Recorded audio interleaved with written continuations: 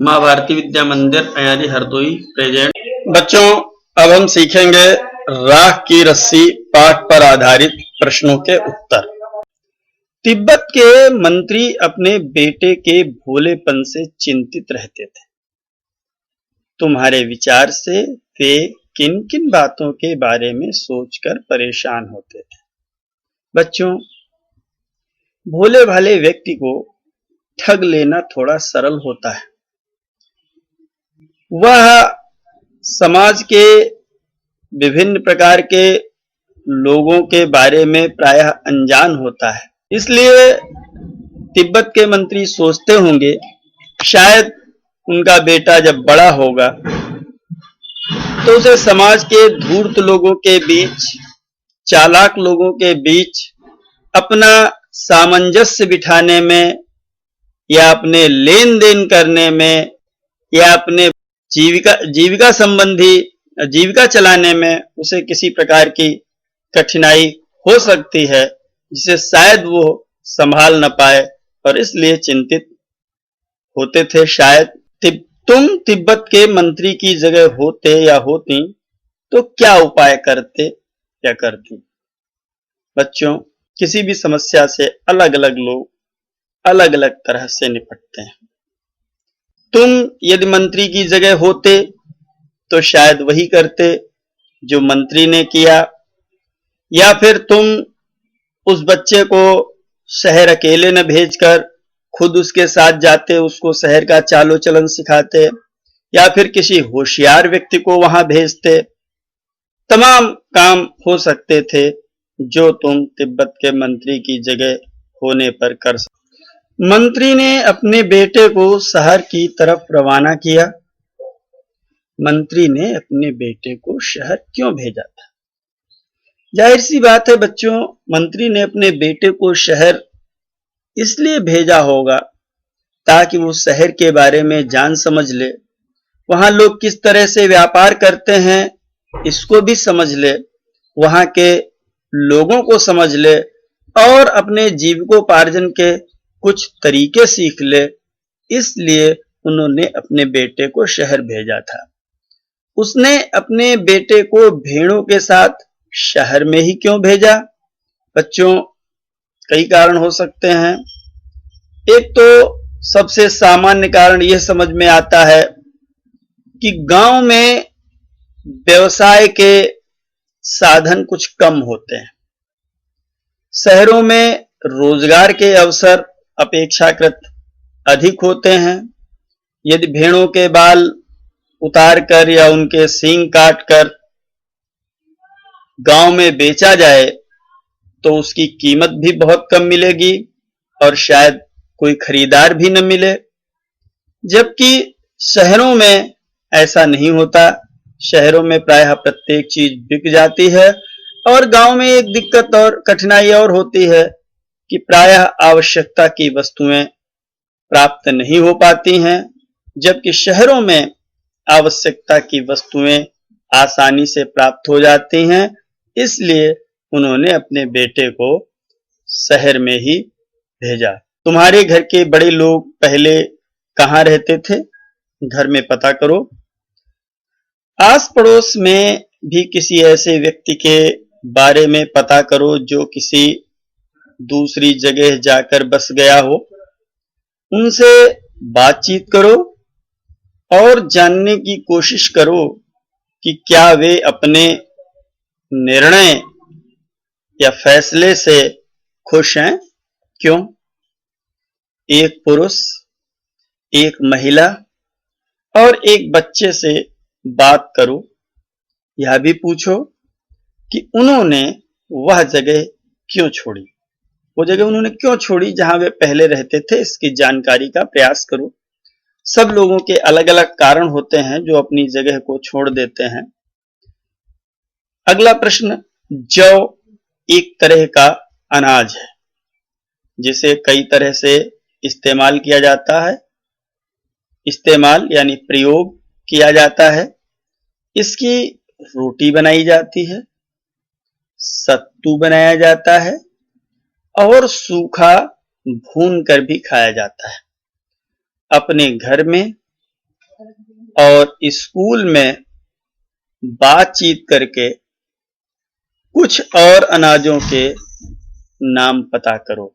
बहुत सारे अनाज हैं, जैसे यहाँ गेहूं, जौ लिखा है, मक्का, ज्वार, बाजरा आदि अनाज हैं जिनको तुम लिख सकते हो। गेहूं और जौ अनाज होते हैं। ये तीनों शब्द संज्ञा है। गेहूं और जौ अलग अलग किस्म के यानी अलग अलग तरह के अनाजों के नाम हैं, इसलिए ये दोनों व्यक्तिवाचक संज्ञा है और अनाज जातिवाचक संज्ञा है। इसी प्रकार रिमझिम कोई व्यक्तिवाचक संज्ञा है और पाठ्य पुस्तक जातिवाचक। नीचे दी गई संज्ञाओं का वर्गीकरण इन दो प्रकार की संज्ञाओं में करो। लेह, धातु, शेरवानी, भोजन, तांबा, खिचड़ी, शहर, वेशभूषा। बच्चों, ये शब्द किस प्रकार की संज्ञाएं हैं, हमको इसे वर्गीकृत करना है। जैसे उत्तर देखें, लेह। लेह किसी शहर का नाम है तो ये व्यक्तिवाचक संज्ञा है। धातु तत्वों के समूह का नाम है, इसलिए जातिवाचक संज्ञा है। शेरवानी एक प्रकार के वस्त्र का नाम है और ये व्यक्तिवाचक संज्ञा है। भोजन विभिन्न प्रकार के खाने योग्य वस्तुओं के समूह का नाम है, इसलिए भोजन जातिवाचक संज्ञा है। इसी प्रकार तांबा व्यक्तिवाचक संज्ञा है, क्योंकि तांबा एक धातु का नाम है। खिचड़ी एक विशेष प्रकार के भोजन का नाम है, इसलिए व्यक्तिवाचक संज्ञा है। जबकि शहर ये विभिन्न प्रकार के आवासों का समूह है, उसका नाम है, इसलिए यह जातिवाचक संज्ञा है। और वेशभूषा ये विभिन्न प्रकार के पहनावे का समूह है, इसलिए यह जातिवाचक संज्ञा है। ऊपर लिखी जातिवाचक संज्ञा के लिए तीन तीन व्यक्तिवाचक संज्ञाएं खुद सोच कर लिखो। बच्चों, ये काम तुम्हारे लिए है। बहुत सारी जातिवाचक संज्ञाएं हैं, जैसे शहर, कई शहर हैं, उनके नाम तुम लिख सकते हो। वेशभूषा तमाम कपड़े पहने जाते हैं, उनके नाम। भोजन विभिन्न प्रकार की खाई जाने वाली वस्तुओं के नाम लिख सकते हो। और धातु जिन धातुओं का उपयोग तुम रोजमर्रा के जीवन में देखते हो, उनको भी जातिवाचक संज्ञाओं के उदाहरण के रूप। मंत्री ने बेटे से कहा, पिछली बार भेड़ों के बाल उतार कर बेचना मुझे जरा भी पसंद नहीं आया। क्या मंत्री को सचमुच यह बात पसंद नहीं आई थी? अपने उत्तर का कारण भी बताओ।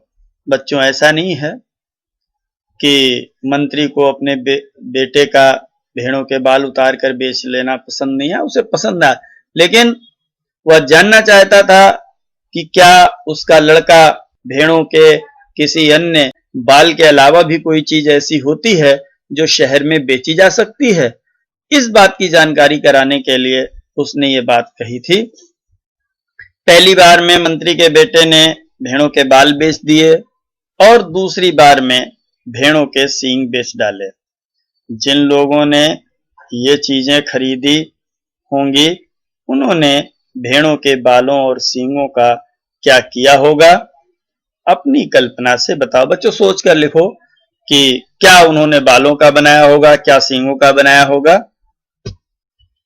नीचे कहानी से कुछ वाक्य दिए गए हैं, इन बातों को तुम और किस तरह से कह सकते हो, या कह सकते हो। बच्चों, किसी भी बात को कई प्रकार से कहा जा सकता है। जैसे चैन से जिंदगी चल रही थी, तो ये भी कह सकते हैं कि आराम से रह रहे थे, कोई समस्या नहीं थी।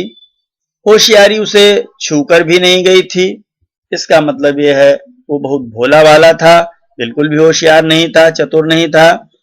मैं इसका हल निकाल देती हूँ, इसका मतलब है कि मैं समस्या का समाधान कर सकती हूँ, मैं कठिनाई को सुलझा सकती हूँ।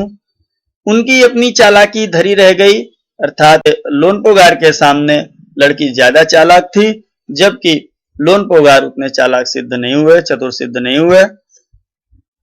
लोनपोगार का बेटा होशियार नहीं था, होशियार और चालाक में क्या फर्क होता है? किस आधार पर किसी को तुम चालाक या होशियार कह सकती हो? इसी प्रकार भोला और बुद्धू के बारे में भी सोचो और कक्षा में चर्चा करो। लड़की को तुम समझदार कहोगी या बुद्धिमान, क्यों?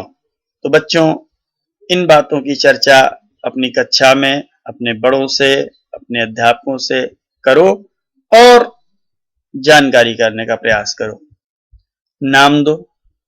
कहानी में लोनपोगार के बेटे और लड़की को कोई नाम नहीं दिया गया है।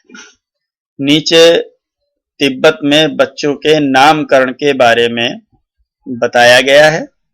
यह परिचय पढ़ो और मनपसंद नाम छांटकर बेटे और लड़की को कोई नाम दो। बच्चों, हर जगह बच्चों के नाम रखने की एक परंपरा होती है, एक तरीका होता है। तिब्बत में भी है। देखें क्या है। नाइमा, डावा, मिगमार, लाखपा, नुखु, फूदोरजे, ये क्या है? कोई खाने की चीज या घूमने की जगहों के नाम? बच्चों, न तो ये घूमने की जगहों के नाम है, न खाने की चीजें हैं। जी नहीं, ये है तिब्बती बच्चों के कुछ नाम। ये सारे नाम तिब्बत में शुभ माने जाते हैं, अर्थात अच्छे माने जाते हैं। नाइमा नाम दिया जाता है रविवार को जन्म लेने वाले बच्चों को, अर्थात जो बच्चे रविवार को जन्मते हैं उन्हें नाइमा नाम दिया जाता है। मानते हैं वहां के लोग कि इससे बच्चे को उस दिन के देवता सूरज जैसी शक्ति मिलेगी, अर्थात वो ताकतवर होगा और जब जब उसका नाम पुकारा जाएगा यह शक्ति बढ़ती जाएगी, उसकी ताकत बढ़ती जाएगी। सोमवार को जन्म लेने वाले बच्चों का नाम डावा रखा जाता है। यह लड़का लड़की दोनों का नाम हो सकता है। तिब्बती भाषा में डावा के दो मतलब होते हैं, सोमवार और चांद। यानी पहला एक मतलब डावा का सोमवार और दूसरा मतलब चांद। यानी डावा चांद जैसी रोशनी फैलाएगी और अंधेरा दूर करेगी। तिब्बत में बुद्ध के स्त्री पुरुष रूपों पर भी नामकरण करते हैं, अर्थात बच्चों के नाम रखते हैं। खासकर दोलमा नाम बहुत मिलता है, अर्थात अधिकांश बच्चों के नाम दोलमा रखे जाते हैं। ये बुद्ध के स्त्री रूप तारा का ही तिब्बती नाम है। भगवान बुद्ध को ऐसा माना जाता है कि उन्होंने पुरुष के रूप में भी जन्म लिया और स्त्री के रूप में भी जन्म लिया, तो ये स्त्री रूप तारा एक है उनका, उसका तिब्बती नाम है Dolma. Thanks for watching this video. Please subscribe the channel.